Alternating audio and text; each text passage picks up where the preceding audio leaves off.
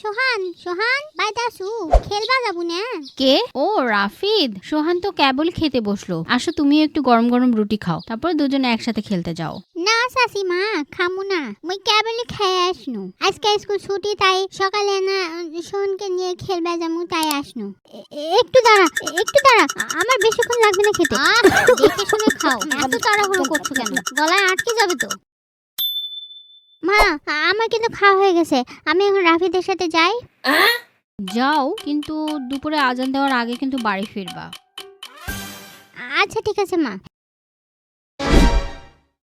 এই মাটি আর খেলার ভালো লাগছে না, তোর মাথায় কোনো বুদ্ধি আছে অন্য কিছু খেলার? কদিনই হ্যাঁ অনেক সুন্দর একটা বুদ্ধি পাইছি, চল অনেক মজা হবে। কেরে কি করছ?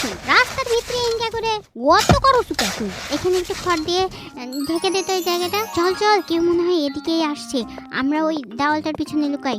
মোর কিন্তু ভয় লাগছে, এত ভিতর দিম কেন তুই? আমি তো তোর সাথে আছি। আমি তোমার ভালো বাসায় পইরা গেছি গো, তোমার জন্য বুকটা আমার কিরাম করে গো। ওরে বাবা রে, পড়ে গেলু রে আমার মাজা গেল রে। ওরে আল্লাহ রে, আমার মাজা গেল। কোন শয়তানের বাচ্চা এখানে গর্ত করে রাখছে? ওরে আল্লাহ রে, গেনু আমার আজকে জীবন শেষ হয়ে গেল রে। বাসা কেউ আমাক বাসা। রুমেলা ভাবি, ও রুমেলা ভাবি বাইতাসিন? রুমেলা ভাবি, ও রুমেলা ভাবি না খুলেন তো। আরে সুকি ভাবি যে, আসেন আসেন ভিতরে আসেন। না আজকে আর ভিতরে যাবো না, আপনার বেটার নামে নালিশ লিয়ে আসছি। কত বড় আমার ক্ষতি করছে আপনার বেটা জানেন? কেন ভাবি, কি হয়েছে? দুঃখের কথা আর কি কমু, রাগও লাগছে আপনার বেটার উপরে। সোহান কি কিছু করেছে নাকি? ও তো রাফিদের সাথে কিছুক্ষণ আগে খেলতে গেল।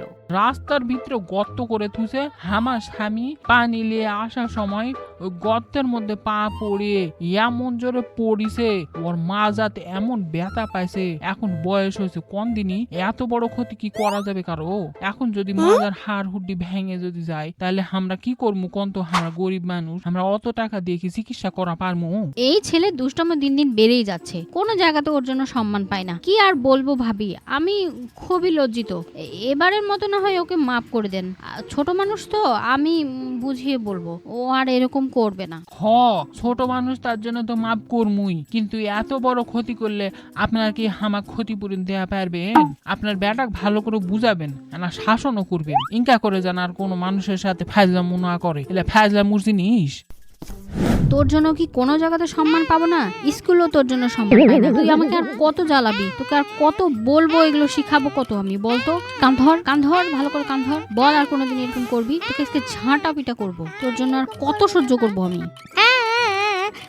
আর এরকম করবে না মা, বিশ্বাস করো আমি করতে চাইনি। রাফিদ আমাকে বলছিল যে তুই কর, কেউ কিছু বলবে না।